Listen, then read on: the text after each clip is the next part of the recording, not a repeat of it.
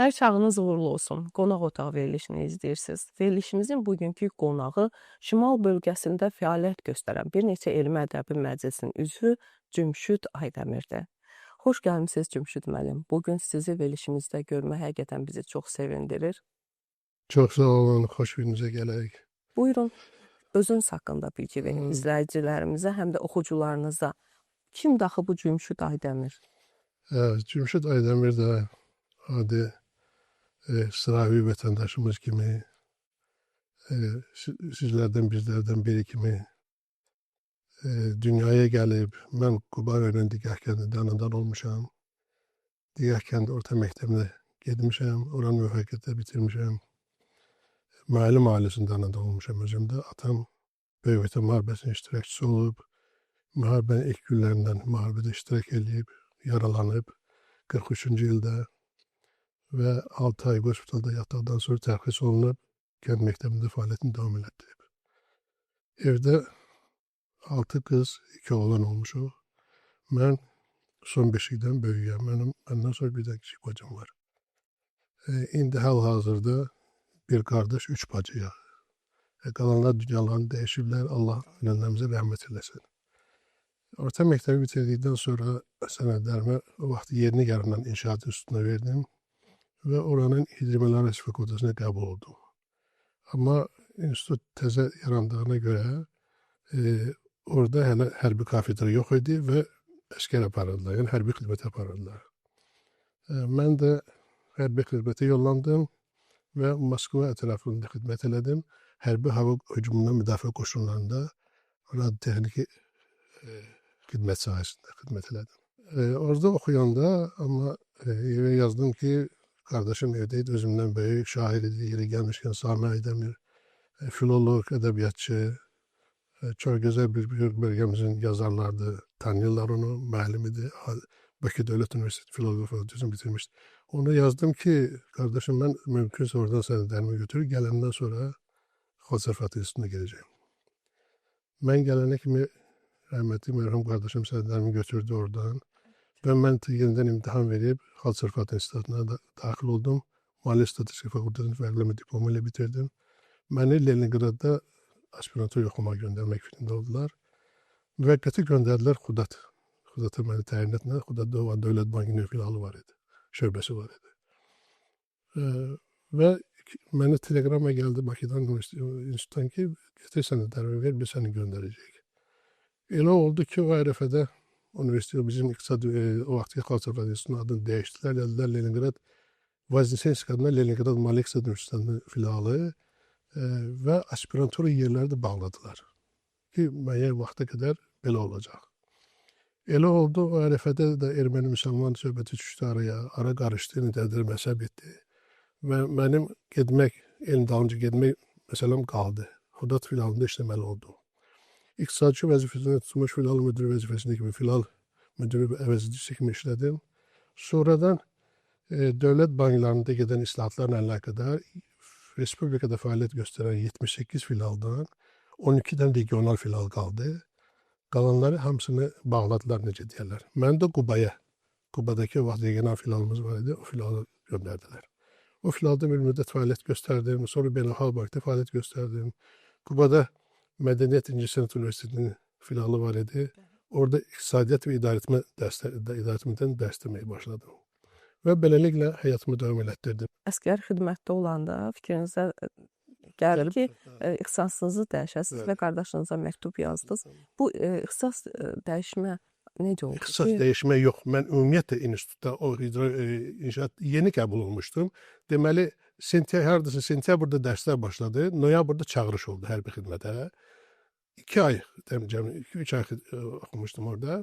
Oradan gələnə yaxın qardaşıma yazdım ki, mümkünsə İnşaat İnstitutundan sənədlərimi götür. Mən gəlib təzədən sənədlərimi Xalq Sərfəti İnstitutuna verib orada oxuyacağım.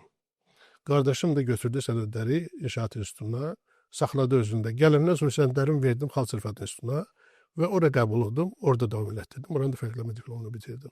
Yəni uşaqlıqdan elə orta məktəbdə oxuyan illərdə yaşamınız haqqında hansı planlar qurmuşdunuz? Nəyə idi sizin əsas marağınız? Vallahi sözün düzü mən kitab kitabla böyümüşəm. Qardaşım da dediyim kimi şair idi. O illərdə 70-ci illərdə, 80-ci illərdə bizim bölgəmizdə çox yaxşı tanıyırdılar.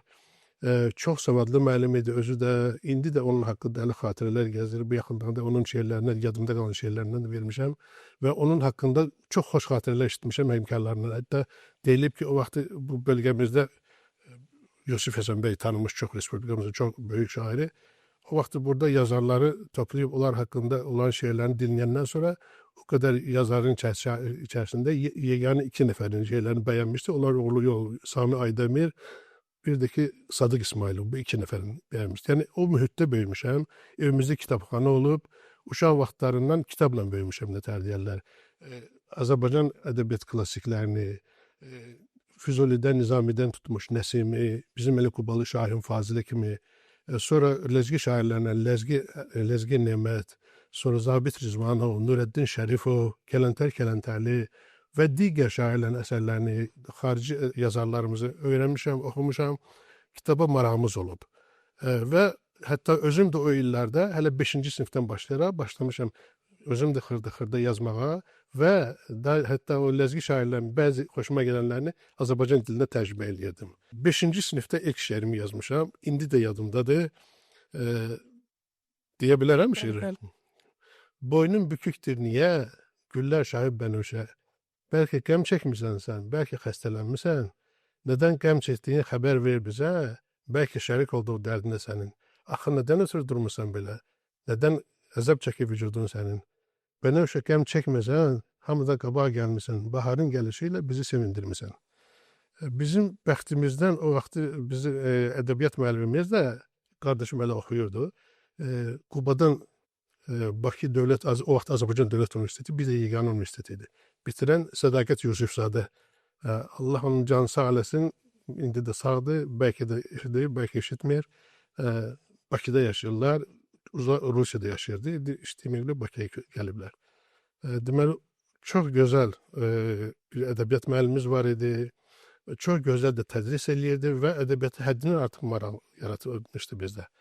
Və mən Bu yazdığınız ilk şeiri kim oxudunuz birinci? heç kimi oxumamışam. Ancaq bacım oxuyub, məndən 3 yaş böyük bacım oxuyub, bildirmirdim. Nəsə o vaxtı, indi yoxdur. O vaxtı biz hələ bil ki, adam özünü gözə soxmaq, bildirmək, belə şeylər yox idi bizdə. Divar qəzetində yazılarım çıxırdı. Hələ 7-ci sinifdə oxuyanda kənd orta məktəbində Komsomol təşkilatının katibi olmuşam 7-ci sinifdə oxuyanda. Universitetdə oxuyan illərdə deməli sinifkom deyirlər də. Sinifkom seçimlər məni. Yəni bilmirəm nədəndirsə, biraz deyəsən hələ deyəsən qeyri-təvazökarlıq olsa da canımda da olub. Yəqin yəni hiss eləyiblər və məni çalışıblar ki, elə öz qabaq versinlər mənə qədər, yəni bu sahələrdə.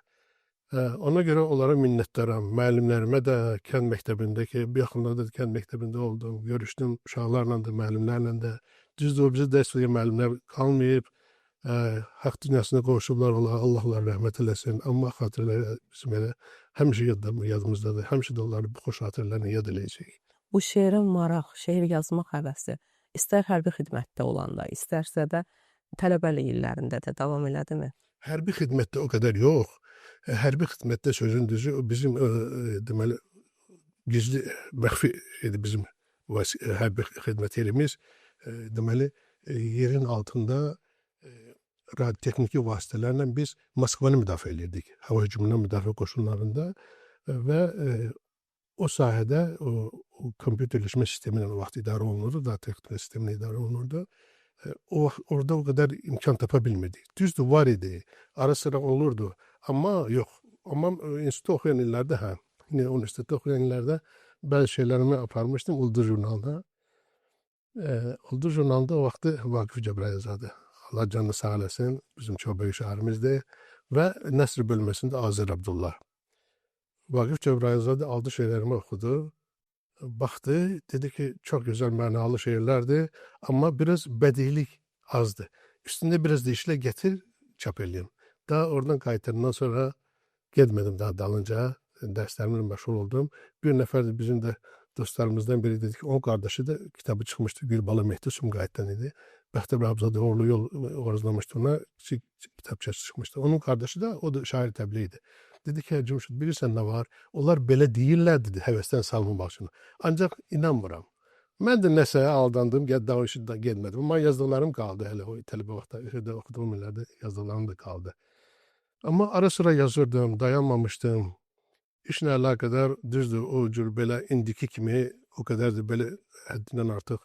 İndi məni nətər bizim bölgəmizdə ən məhsuldar şair deyirlər. Həm ləzgi dilində yazıram, həm Azərbaycan dilində yazıram. Ləzgi dilindən Azərbaycan dilinə tərcümə eləyirəm, Azərbaycan dilindən ləzgi dilinə tərcümələr eləyirəm. Məmməd Arazdan, Ramiz Rövşəndən, sonra Kələntər-Kələntərlidən, bir çox şairlərimizdən tərcümələr eləyirəm. Ramiz Qusarçaylıdan bizim çox tanınmış şairimiz, böyük usta şairimiz bizim. Tərcümələr eləyirəm və görürəm ki, indi sosial şəbəkələr vardı, o vaxt yox idi sosial şəbəkələr. Görürəm ki, oxucuların marağına səbəb olur. Bəzində görürəm ki, elə gözləyirlər ki, nə vaxt yazım, nəsə sosial şəbəkədə onlar verim və maraqla oxuyurlar. İndi belə olan halda elə çalışıram, yazım, oxucular intisarda qoymuyor.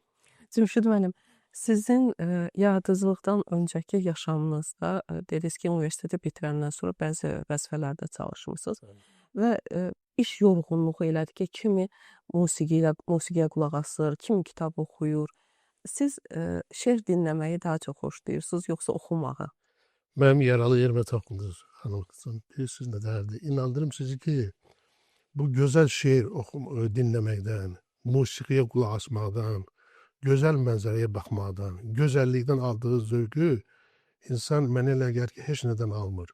Yəni, bunlar insana mənəvi zövq verir, insanı yaşadır. Mən sözün düzü bəzən məhtəl qalıram ki, 90-cı illərdən bu yana bir qədər bizim mənəvi dəyərlərdə elə bir aşınmalar baş verib. Amma bunlar məni həddindən artıq çox narahat edir. Bu barədə mənim yazdığım bir çox şeylər var. Həqiqətən də görürəm ki, oxucular da, bizim əhəlimiz də, xalqımız da həqiqətən də bu sarıdan çox nigarandılar. Amma mən çox ümidliyəm. Deyir ki, ümid axırda ölür.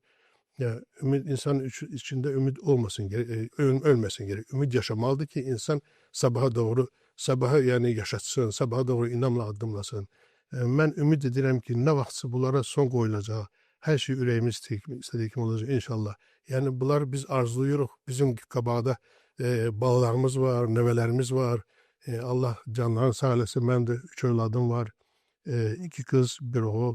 Böyük qızım ailə qurub, o da iqtisadi sahəni seçib mənim kimi. Oğlum da iqtisadi sahəni seçib, amma hələ subaydır. O da bank sahəsində çalışır. Amma kiçik qızım kompüter mühəndisliyini bitirib, işləyib, müəyyən qədər işləyib. İndi hal-hazırda bu saat işləmir, amma gələcəkdə müəyyən qədər işləyəcək, o sahəsi üzrə işləyəcək. Mən də istəyirəm ki, o öz sahəsi üzrə işləsin. Bəs sizin uşaqlıq illərinizdə valideynlərinizdən aldığınız, bugün ən qiymətli hesab elədiyiniz, tez-tez xatırladığınız öğütlər hansı öğütlərdir ki, onu siz də öz övladlarınıza ötürürsünüz? Allah ölənlərimizə rəhmət eləsin. Mənim atam 3 yaşımda rəhmət edib. Müharibədə dediyim kimi yaralanıb gəlmişdi və öz fəaliyyətini davam elətdirdi. Müharibədə deməli, orden medallarla təltif olunub. Hələ o ayağını çəkə-çəkə o məktəbdə dərs dedi uzun müddət. Hələ qardaşımı, böyük qardaşıma da ilk kiçik siniflərdə o dərs dedi. Sonradan qardaşım burada Qubada internat məktəbi vardı vaxt. İndi universitetin binası yerləşir. Orada oxuyub, həftədə bir dəfə gələ gedirdi. Yəni bacılarımın evdə kişi qırığı mən idim də, necə deyərlər. Bacılarım, özümdə böyük 4-5 bacı və mən. Çalışırdım ki, özümü, nə bilim, vallah, elə bir ki, tez böyüdüm. Mən elə bir ki, özümü görən, bilən də qoşular da bir dəfə işitmişəm, söhbətin şahidi olmuşam. Mən o xatirlərlə bağlı bir dənə şeirim də var. Orada qonşu qadınla anam söhbətlərində işitmişəm. Deyir ki, sənin oğlun deyir, elə bir ki, 50-60 yaşında ağsaqqal kimi aparır özünü. Yəni ki, zaman, mühit, vəziyyət insanı bir qədər elə bir ki, çərçivədən çıxarır.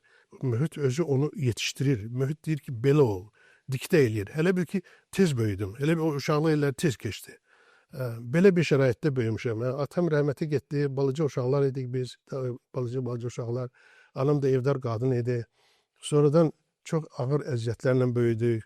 Ali təhsil aldıq biz. Bacılarım da oxudular, qardaşım da. Təsəvvür edin, bir dənə kənd qadını, nə deyərlər, heç işləməyən, uşaqlar, biz balaca uşaqlar idik, atam da qoymaca işləsin. Dedi ki, mən qazanıb gətirirəm, elə o bəsdir, dolan. Özümüz də o vaxtı, balaca vaxtlarında düzdür, mən anadan olanda atama tikdiyi evdə dünyaya gəldik. Ancaq böyük bacılarım elə olub ki, o vaxtı mənim babam, İbrahim baba, kəndin əfəndisi olub. O bizim kənddəki bu saat digəhdəki məscid, Ulu babam, Aydemir babanın tikdiyi məsciddir. Onun 5 oğlu, 2 qızı olub, oğlanlarından biri də İbrahim baba onun yolunu davam elətdirib. O babanın evində olmuşuq. Atamgil, əmimgil, bibimgil, bir də onların ailəsi. Sonradan oradan ayrılıblar. Atam da müharibədən qayıtan adam fikirləşib ki, özü yaralı, həm də xəstə qayıtan adam fikirləşib ki, belə olsa uşaqlar qalacaqlar. O vəziyyətdə o evi tikdi və biz o evdən ayrıldıq. Mən kiçik bacım, məndən 2 yaş böyük bacım orada anadan oldu. O birisilər babam gildə anadan olan uşaqlardı. Belə bir vəziyyətdə elədi. Yəni atamın o söhbəti oraya gətirirəm ki, atamı yuxu kimi xatırlayıram. Yuxu kimi. Yadımdadır. Mənim dayım böyük vəzifədə çalışırdı vaxtı, ölürlər rəhmət. O deyir ki, bəs deyir, mən deyir, Cümşüdü çox istəyirəm də, çox istəyirəm. Söhbət içində deyir, sağlığında. Deyir, istəyəndə ki, bəs niyə görə də? Deyir ki, bilirsən nə var? Rəhmətlikdir, atası dərsdən gələndə noyabr ayı idi, deyir. 3 yaşımda olmuşam o vaxtı. 3 yaş, 3 aylığında, 4 aylığında atam rəhmətə gedib. Deyir ki, noyabr ayı idi, deyir. Mən deyir, qələmə girdim həyətdə. Belə dumanlı, çiskinli hava idi. Atam gəlirmiş məktəbdən. Görüb ki, mən orada dayanmışam, dayımın yanında. Hava da soyuqdu, baş açıq. Ayağımda da kaloşlar, heç nəski də yoxdu ayağımda. Qonşuda olurduq biz. Dayımgilinlə bizim aramızda bir ev var idi. Sonra görüb ki, Cümşüd can sənə soyuq olur, gəl evə. Mən deyirmişəm ki, dayımın dediyinə görə, demişəm ki, mən dayımın yanındayam, mənə soyuq olmaz. Yəni ki, onun dediyi, bu saat elə bir gözümün qabağına gəlir. O dediyim yox. Atamın ona nə dediyi yox, ancaq o səhnə bu saat gözümün qabağına gəlir. Yəni ki, yuxu kimi gözümün qabağına gəlir o səhnə. Bax, belə xatırlayıram. Sonradan anam böyütü bizi, Allah rəhmət eləsin. Anam da ki, müdrik qadinidir, çox. Həddindən artıq bizim məktəbdə iclaslar olurdu, adi iclaslar olurdu. Hər dəfə sevinə-sevinə gəlirdi, rəhmətlik. Deyirdi ki, mən də zəhmətim havaya gedmədi. Allah atamızın ruhunu şad eləyəcək. Tərifləyirlər sizi, yaxşı oxuyursan. Mən xüsusilə deyirdi ki, bəs belə. Dediniz ki, atanızı erkən itirmişsiniz. Bəs siz yaşam yolunuzda örnək kimi özünüzə almışsınız? Örnək kimi? Vallahi mən... Yəni sizin qəhrəmanınız sizin nəzərinizdə kim idi? İnandırım sizi ki, o oxuduğum əsərlər ki var, o vaxt oxuyurdum. Mən kənd kitabxanasına uşaqlar üçün kitab vermirdilər də. Kənd kitabxanası qış vaxtlarında çox az açılırdı. İnan ki, o bilirdi ki, mən gəlirəm, bilirdi ki, mən ölürüm də kitabdan ötürü. O gəlirdi, kitabxananı açırdı ona görə. Deyirdi ki, mən sənə görə gəlmişəm, istədiyim kitabı götür, mən də çıxıb gedirəm. O yox idi, o istilik yox, sistemi yox idi. Qalsaydı, o vaxtki qış çox bərk gəlirdi. Çox nətərlərlər soyuq olurdu, əsl qış kimi gəlirdi. Götür kitabı, çıx get. Yəni, mən də bağlayıb gedirəm. Bax elə, sonra kənd kitabxanasında da nətərlər oxumadığım kitab qalmırdı. O vaxt elə idi, o vaxt sosial şəbəkələr yox idi. Bu kənd poçtalyonu axşam gətirirdi qazeti.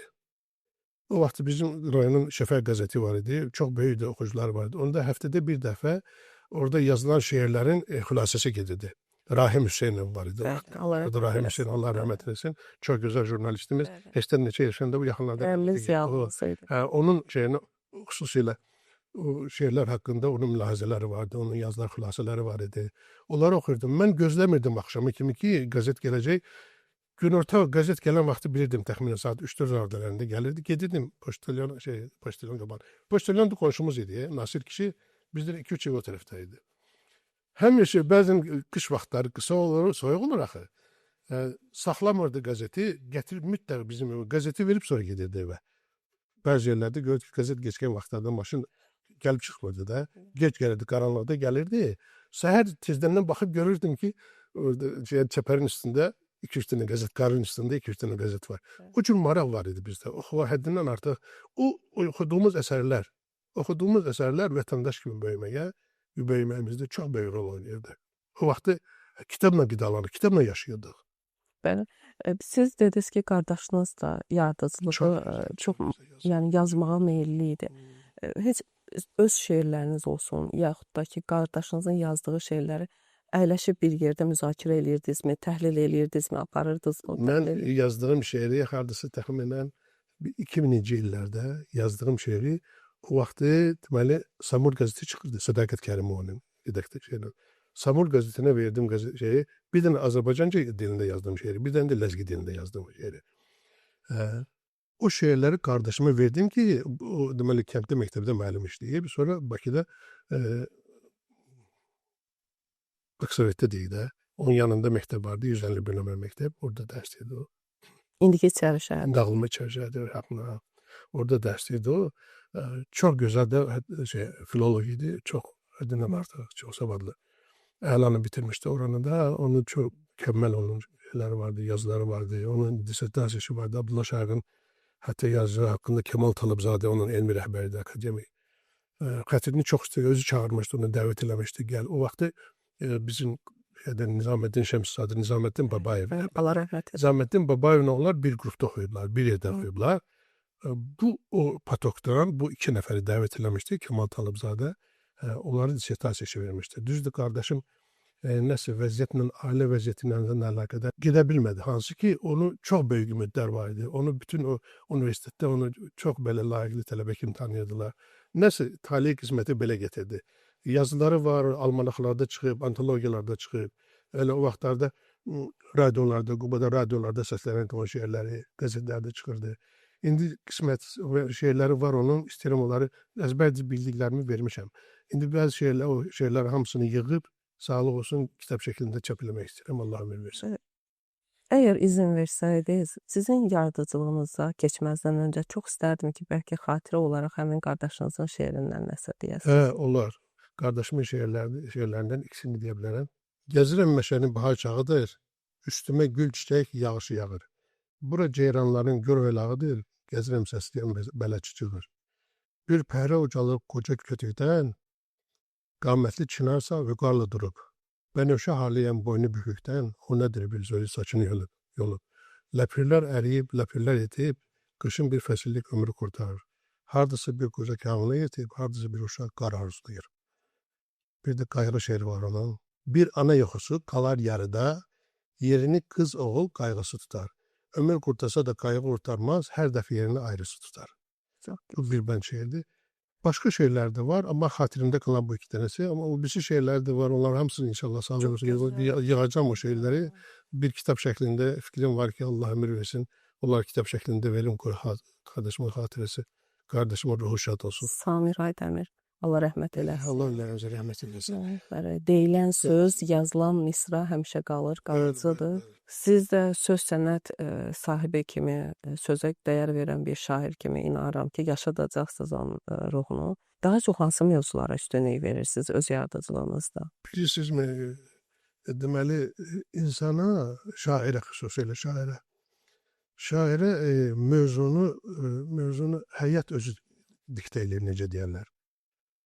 Gördüyün həyati hadisələr, xatirində qalanlar, uşaq vaxtı gördüklərin, ana qayğısı, valideyn himayəsi, kiçik böyük hörməti, onlara qayğı. Yəni bütün bunlar insanın göz qabağında. İndi şairin baxışı başqa cür olur da. Deyir ki, adi vətəndaş bir cürə baxır bir işə, bir gördüyünə, bir hadisəyə. Amma şair ora başqa gözlə baxır. Məsələn, Böyük Səmədoğlu'nun baş çəkən Göyəzən dağı deyəndə ona deyiblər ki, Göyəzən dağı bir təpəymiş. Deyirlər ki, bəs sən baş çəkən Göyəzən dağı, bu nə şey? Deyir ki, sən onu mənim gözümdən bax da, şairin gözündən bax. İndi belədir. Yəni şair də gördüyü həyat hadisələrinə öz prizmasından baxır, öz baxış bucağından baxır və belə olanda onda o mövzuya poetik yanaşma olur və gözəl bir şeir araya gəlir. Bu şeir bir özü üçün deyil ki, bu oxucu üçündür. Oxucu, mən deyirəm də, yəqin ki, bu sahədə olanlar çox yaxşı başa düşərlər ki, gözəl bir şeir, gözəl bir qafiyə, nətə yerinə düşən bir misra, nəsə fikrimə gələndə və onu şeirə köçürəndə mənə elə bilər ki, dünyanı bağışlayırlar. Bəzən elə olur ki, indi şükür Allaha telefonlar var. O vaxtı gərək kağız qələm axtarardın, fikrimə gəlir bir misranı yazmaq üçün. İndi də heç olmasa bir gecə vaxtı bir dəqiqədən fikirə gəldi, götürürsə yazsan bir misranı və sonra görürsən ki, gəldi özü. Mənim fikirlərim var idi, o vaxtı qardaşım da rəhmətli keçsələmi eləyirdi bunları və deyirdi ki, Cümşüd, sənin çox gözəl fikirlərin var, onları anındaca yaz. Onları yoxsa yadından çıxır. Olub məndə də bəzən belə olub ki, nəsə olub, fikrimdən çıxartmışam, yazmamışam, köçürməmişəm və sonradan nə qədər istəmişəm onu xatırlayım, o qaydada, o fikrimə gələn kimi o yadıma düşməyib. Ona görə də bu çox mühüm şeydir. Şair üçün belə şeylər çox mühümdür. Yəni bunu heç kim yaddan çıxartmamalıdır. Bu yazdıqlarımız yazılan şey yadigardır deyirlər də, şairin sözü olmasın. Yəni ki, bunu biz yazırıq ki, gələn nəsillər oxusunlar. Mən Keyndə gedəndə getdim orada, vəziyyəti gördüm. Biz oxuyanda məktəb, təzə məktəb idi bizim məktəbimiz də. İndi xeyli böyük, əməlli başlı, böyük bir kənddir, böyük bir məktəbdir. Düzdür, şagirdlərin sayı, bizdə iki siniflər olurdu, A, B siniflər olurdu. İndi iş orasındadır ki, məktəb böyükdür. Otaqlar genişdir, rahatdır, amma şagirdlərin sayı azdır.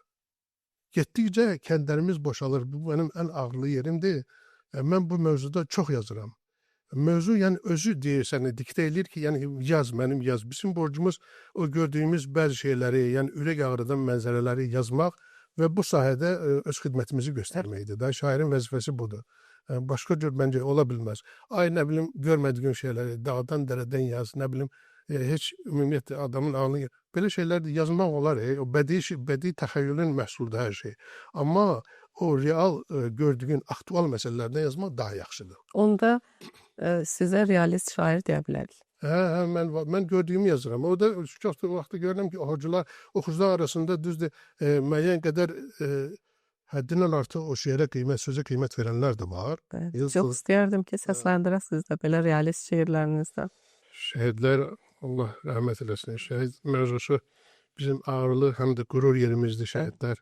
Onlar haqqında yazanda mən göz yaşlarımı saxlaya bilmirəm. Ümumiyyətlə, əzizlər, dünyasını dəyişən əzizlərimiz haqqında, valideynlər haqqında, doğmalar haqqında yazanda, şəhidlər haqqında yazanda, şəhid analarının çəkdiyi istirablar haqqında yazanda, özümün asılı olmayaraq göz yaşım elə axıb tökülür, özümü saxlaya bilmirəm. Bu reallıqdan doğan bir şeir dediniz, xanım Xatun. Mən ona görə bu şeiri oxumaq istəyirəm. Buyurun. Hüznlü, yanğılı titrək səsi ilə bir ana danışır teleməkandan. Üzündə məsumluq yavaş ahəstə danışır anamız şəhid oğlundan. Sənin danışığın dərd verir mənə. Sözlərin qəlbimə güllə təkdəyir.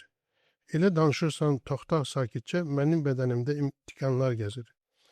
Şəhid anaları belə olurmuş, o yağınıq səsinə qurbanam ana. Göz sönüb yerində çuxur olurmuş, ağaran saçına qurbanam ana. Deyir ki, vətən üçün vuruşan hər kəs mənim öz balamdır, sanki ölməyib. Qazilər sağ olsun, sən ay filan kəs, oğlumu görmüsən, bir söz deməyib. Səsinin ahəngini dəyişmir ana, ana varaqlayır yaddaş dəftərin. Sanki laylay deyir şəhid oğluna, itirib igidin düşmən çəpərin. Divardan asılan şəhid şəklinə oğul söyləyərək xitab da edir. Müsahib olduğu xanım gözələ arabir çaşaraq gəlinim deyir. Üzündə min ilin həsrəti gəzir, sanki gün görməyib yaradanışdan. Dərd durub qapıda əmri müntəzir, indi nə buyuracaq bizi yaradan? Hüzünlü, yanğılı titrək səsi ilə bir ana danışır teleməkandan. Üzündə məsumluq yavaş ahəstə danışır anamız şəhid oğlundan. Ürəyinizə sağlıq. Bu şeirin hər misrasında həmin o təsvir insan gözü önündə canlanır. Ürəyinizə sağlıq. Bir də dediniz ki, gördüyünüz bu reallıqlar, yəni deyək də, hansı bir nöqsanları da siz artıq onu misraya köçürürsünüz, şeirə çevirirsiniz. Belə bir şeirlərinizdən də istərdim səsləndirəsiniz. Dünən və bugün. Son 10 illiklərdə gənc qızlar kənd oğlanları ilə ailə qurmaq istəmir. Bunu şəhərdə yaşamaq istəkləri ilə bağlayır. Ən yaxşı halda onlara da şəhərə gedib yaşamaq təklif edirlər. Nəticədə demoqrafik cəhətdən onsuz da ağır vəziyyətdə olan kəndlərimiz boşalır, kimsəsizləşir. Bu şeir həmin hisslərin təsiriyle yarandı. Hələ havalısan, hələ gözəlsən. Doğma kənd kəsəyim, dar gəlir sənə. Əlçatmaz arzusan, ilahi eşqsən. Mənim dediklərim ar gəlir sənə. Süzgün baxışlarla ağlımı alma. Şirin gülüşünü demirəm hələ. Hələ tezdir deyib aradan çıxma, kəklik yerişini demirəm hələ. Böyük arzulara deyib hələ yox, unutduq zamanı, qaçırdıq şansı. Sən elə bilirdin zamanımız çox, saraldı gözümün kökü qarası. Dəhər nə bağ xaldab, nə də ki bağban. Alma yanaqların gül kimi solub. Gör neçə il keçib həmin o vaxtdan, süzgün baxışların üzgün mü olub? Kimdir bu sevgidə günah yiyəsi? Qürurlu davranış, ədalı vərdiş. Hanı həyatının gizli bəlkəsi? O bəlkə də heç cücərməmiş. Həmin kənd kəsəkdir, mən həminkiyəm. Biraz gözlərimin nuru azalıb. Qara saçlarıma çoxdan dən düşüb, biraz da qəlbimin odu azalıb. Amma ki eşqimdən şikayətim yox. Yandırıb yaxmağa gücüm var hələ.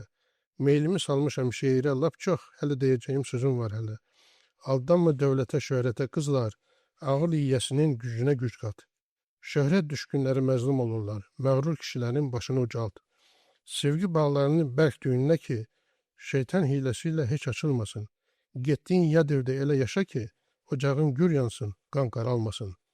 Başına gələnlər başmaqçı olar. Başmağı mübarək Cümşüd Aydemir. Uğursuz sevgiden cütlük uduzar, uduzan cütlüyün sayı bilinmir. Ürəyinizə sağlıq. Çox sağ Sözün həqiqi mənasında aktual bir mövzuya toxunmusunuz. Günümüzün reallığıdır. Biz sizin iş fəaliyyətinizdən danışdıq, təhsilinizdən danışdıq.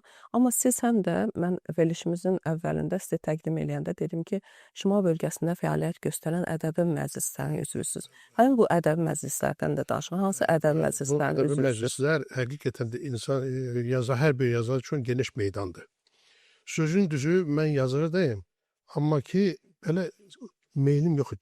Çox belə çap olunmağa, sosial şəbəkələrdə meylim yox idi. Arada yazdıqlarımı indi bizim usta çağrımız Ramiz Qusaylı görüb bəyənirmiş. Bu bir də gördüm mənə mesaj gəldi bundan. Dedi ki, sən telefon nömrəmi göndər, səninlə danışmaq istəyirəm. Mən də göndərdim telefonu və danışdı. Dedi ki, sən yazdıqlarına çox xoşuma gəlir. Sən gəl bizə qoşul. Bizdə Qubada bir var Gülüstan 190 Abbasqulova Baxıyanov adını daşıyan Gülüstan Ədəbi Məclisi indi neçə uzun illərdə Allah canı sağ olsun Şahməd müəllimi Seyyid Məmmədov davam elətdirir. Dedi ki, burada bizim şimal bölgəmizdə dedi ay işığı idi. İndi dedi Azərbaycan Yazıçılar Birliyinin şimal bölgəsi. Mən də dedi yenidən dedi ora rəhbər təyin ediblər. Dedi ki, gəl bizə qoşul iştirak elə. Ramiz mənim dediğiyle geldim Kuba'da iştirak elədim. Burada büyük bizim konferansımız oldu. Büyük Önder'in anılmasının 100 illiğine alakadar. Bakıdan Azərbaycan Yazıçılar Birliği'nden büyük bir heyet geldi bura. Anar Məl Mirzayev'in başçılığıyla. Büyük şairlerimiz geldi. Seyran Saxavet geldi o. Reşad Məcid geldi. Sonra Sabir Üstəmxanlı geldi. Aqil Abbas geldi. İradı Xanım Tunca yeri gelmiş hem de bizim kovumuz olur. Bunlar çok büyük heyet geldi ve biz orada iştirak elədik. Burada 3 gün Kuba'da deməli o Yazıçılar Birliği'nin iştirakıyla Önder'e həsr olunmuş konferans geçirildi. Hem de biz Şimal bölgesinin yazarlarının görüşleri oldu.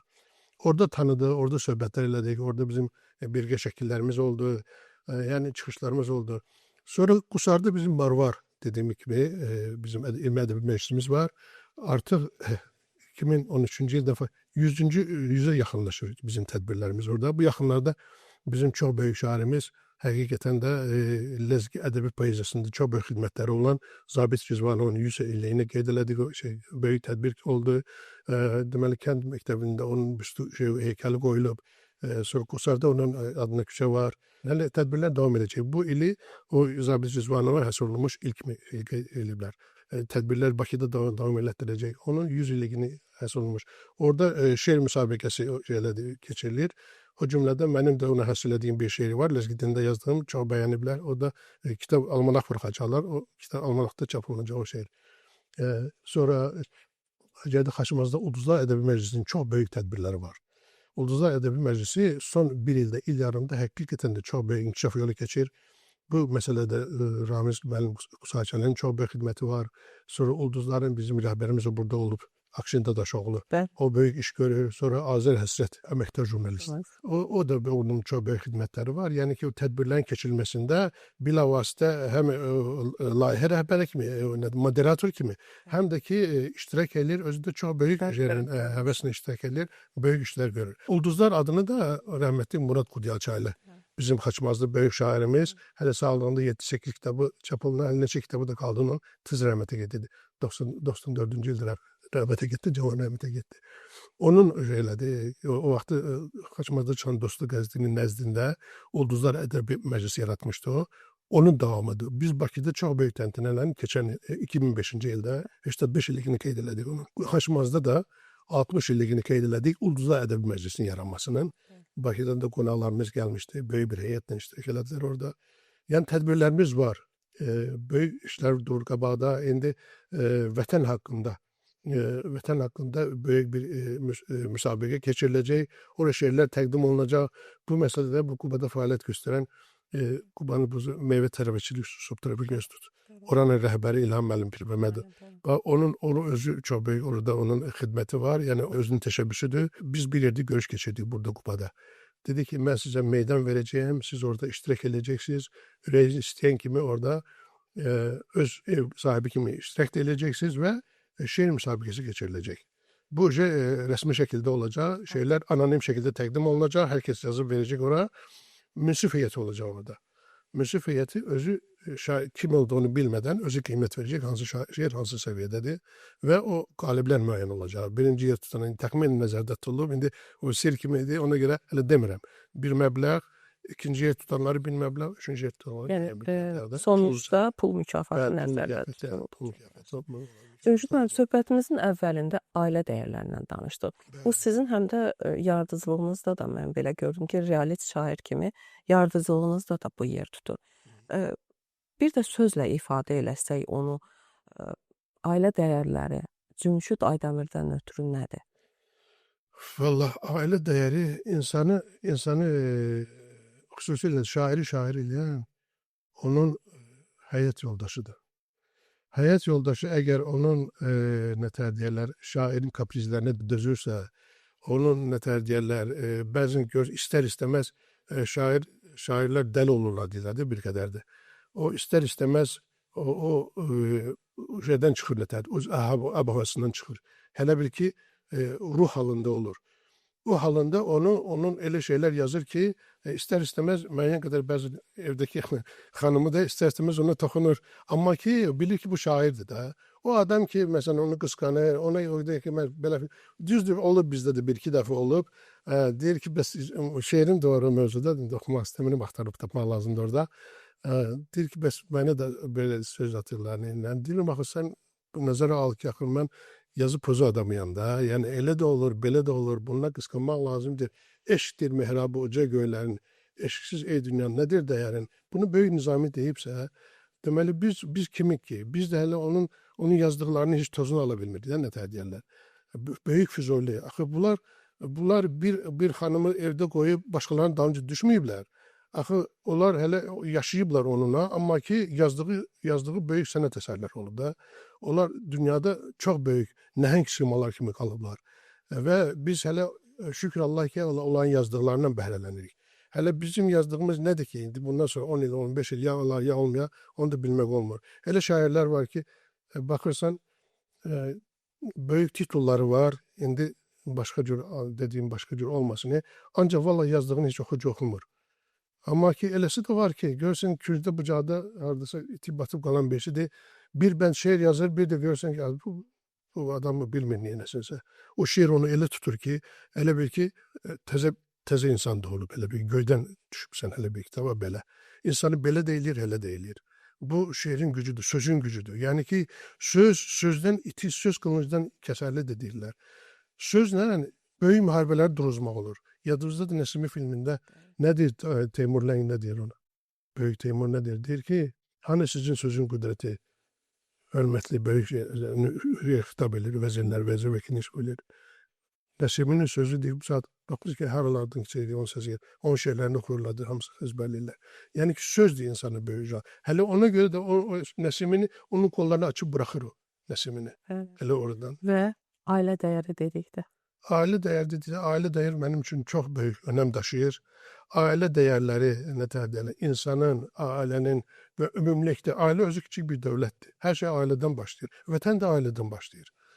Əgər ailə dəyərləri laxlasa, ailə başçısı nətər deyirlər, sözünün sahibi olmayan, nətər deyirlər, zəif, aciz bir adam olsa, mən demirəm ha bunu maddi cəhətdən bağlamıram qətiyyən. Yəni ki, şəxsi nümunə olmalıdır. Kişi şəxsi nümunə olmalıdır övladları üçün. O Şeyx Şamilə sual veriblər ki, bəs necə oldu ay Şeyx, sən belə kiçik bir ailədən çıxan bir adam, necə oldu ki, sənə bütün bu Dağıstan hamısı, bütün Çeçenistanlılar hamısı sənə sitayiş edir, sənin stalıca gəzir. Dedi ki, mən əvvəlcə çalışdım ki, evdə xanım mənə hörmət eləsin. Xanım mənim hörməti görüb, uşaqlar başladılar mənə hörmət eləyə. Uşaqları görüb, yavaş-yavaş qonşular başladılar hörmət eləməyi. Və bütün qonşu ağul və beləliklə bütün Dağıstan.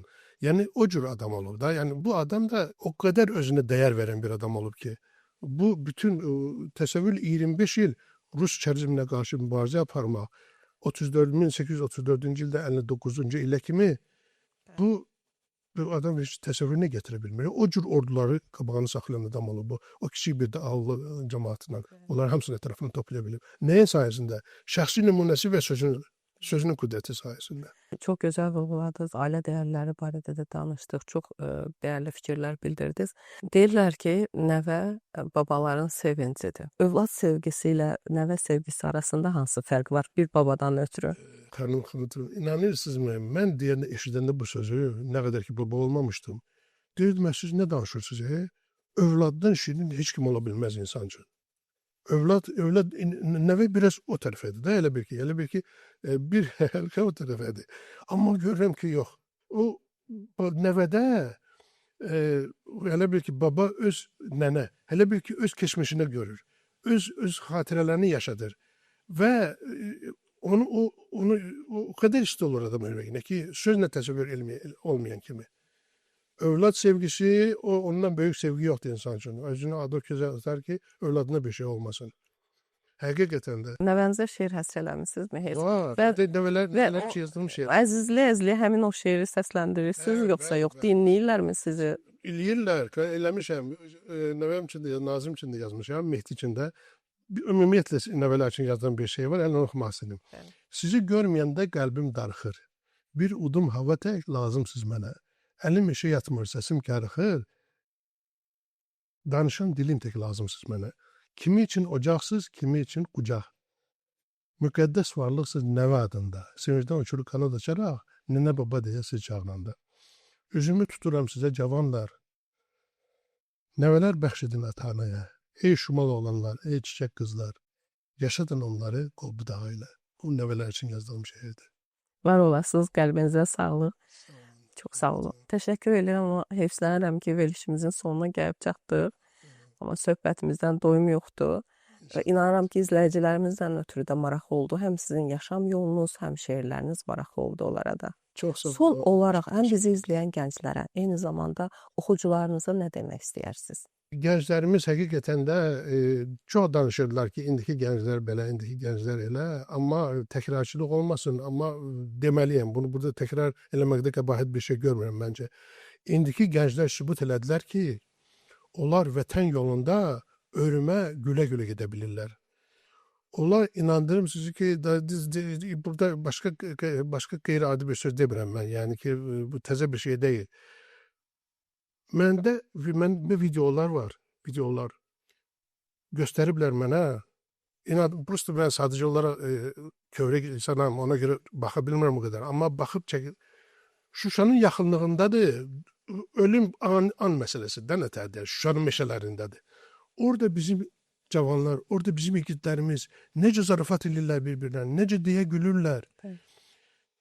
O cürdə onlar cəbhəyə, o cürdə onlar vuruşa gedirlər və vuruşda vuruşda onlar necə qeyri-adi qəhrəmanlıqlar göstərirlər. Mən 87-ci ildə yeri gəlmişkən Şuşada olmuşdum. Bu hadisələr başlamamışdı. Bizim tələbə yoldaşlarımızdan biri Xankəndindən idi. Əskər gedirdi. İnstitut qurtarıb, biz qurtarmışdıq. Diplom müdafiəsində idi qardaş. Onun atası bizdə dəvət eləmişdi bizi qonaq. Mən idim, bir də Lənkərindən müqəddəsdən biri olan. Dəvət eləmişdi, biz oradaydıq. Deməli, onu Xankəndində, o 366-cı polk deyirlər ruslar, onun yaxınlığında da onların evləri. Orada deməli, o qonaqların əksəriyyəti ermənilər idi. Azərbaycan məhəlləsi idi. Bina idi, harası 3 mərtəbəli bina idi. Yarısında ermənilərdir, yarısında bunlar. Necə sağlıqlar deyirdilər. Necə bizim madar balamız sağlıqlar. O vaxtı biz oradan 87-ci ilin yayı, iyul, avqust ayları. Biz getmək istədik Şuşaya. Şuşaya getmək istəyəndə avtobus boş dayanıb orada, bizə bilet vermirlər oraya getməyə. Biz Azərbaycanca danışırıq. Dalımızca düşmüşlər. Orada Gevorkiyevdə vaxt birinci katib, 87-ci ildə elə Sovetin qılınc kəsər vaxtı. Azərbaycanca danışır gedirdi orada parkda, Şəhər Sovetinin qabağında. Birdən o şahid olan, əlaqəmiz var, gəlmişdi, qonaq gəlmişdi bizə Xudata ailəsinin. Şahid dedi ki, Cümşüd bir dala bax dedi, amma bilməsinlər. Bir də gördük, dalımızca düşüblər bizim. Arkadaş o söhbətlər gedilmiş və bunlar ölüşlərini görürlərmiş. Biz nə çıxdıq aralardan, şeylərdən, tüpükləri gedik, nə vəziyyətdən çıxdıq. Şahid özü tanıdı, yollar biz tanımırdı. Belə bir hal olmuşdu. Sonra Şuşanın da Xankəndə getmək istədi. Onda da avtobus bomboş sürmür. Deyir ki, pulu veririk, aparmadı. Axı orada bir insident yarandı, elədi, şahid dedi, narahat olma. Sonra bir yaşlı adam dedi ki, orada ermən. Dedi ki, narahat olma, dedi, apararlar sizə. Elə oldu, axır ondan sonra ciddi düzündə olmuşdum mən. Mən görəndə ki, bu müharibə vaxtı ora qalxma mümkün deyil. Adi vaxtı, yay vaxtı, quru vaxtı qalxma mümkün deyil. Ora bizim igidlər necə dırmaşdılar orada, qumbaralar belində, bıçaqla. Başqa şey daşımaq mümkün deyildi ola. O ermənilər oranı gözləmirdilər, erməni silahları oradan gözləmirdilər. Bütün qüvvəsini o yolla biz çıxmışıq. O cığır, bax, hələ o cığırda orada kəsmişlərlər ki, buradan gələcəklər. Gəlsələr də tankla, artilleriya da buradan gələcəklər. Oranı saxlamışlar. O hansı o cığırda, daha orada bizim dostumuz, Lənkərindən olan bir dostumuz, oradan yetişmiş Bəhli dərmək istəyəndə, Çolluqda birdən yılı sahacı çıxmışdı. Dərmək istəyəndə düşdü orada kolluğa, onu yüzdən dağıtıb çıxır. Hələ o cığırı gözləyirdilər onlar ki, buradan gələcəklər. Amma qismət elə gətirdi ki, bizim gidlər oradan və onların arasına girdilər, qarma qarışıqda. Onlar başladı bir-birlərini. Belə bir dəhşət. Bizim igidlərimiz belə igidlərdir. Mən oxuculardan da görürəm, yaxşı oxucularımız var, qəşəng şeirlər yazan cavanlarımız da var. Bizim Ulduzlar Məclisində də var o onlardan. Bu sırada Marvarda da görürəm, Uvada da görürəm. Yəni ki, bunlar bizim nə deyirlər, vəzifəmiz odur ki, bunlara böyük meydan açaq, bunları həvəsləndirək. Bu sahədə realist olsunlar. Uydurma şeylər, yalan şeylər yazmasınlar. Boğazda yuxarı danışmağa ehtiyac yoxdur. Sadəcə olaraq gördüyünü bədii dillə, poetik dillə təsvir eləməyə bacarsınlar. Oxucu da sevəcək onları, sevəcək oxuyacaq. Hamısına uğurlar arzulayıram. Allah canlarını sağ eləsin. Bu qankada, bu dünyamızda baş verən bu hadisələr tezliklə başımızdan soğuşsun. Bölgəmiz salamat, dinc bir bölgəyə çevrilsin. Dünyamız da salamat olsun, balalarımız da. Amin. Çox sağ olun Vida. Çox sağ olun. Belə dəyərli izləyicilər, daha bir verilişimizin sonuna gəldik. Xatırladım ki, verilişimizin bugünkü qonağı Şimal bölgəsində fəaliyyət göstərən bir neçə ədəbi məclisin üzvü Cümşüd Aydəmir idi. Növbəti buraxılışlarda görüşmək ümidi ilə. Hələlik.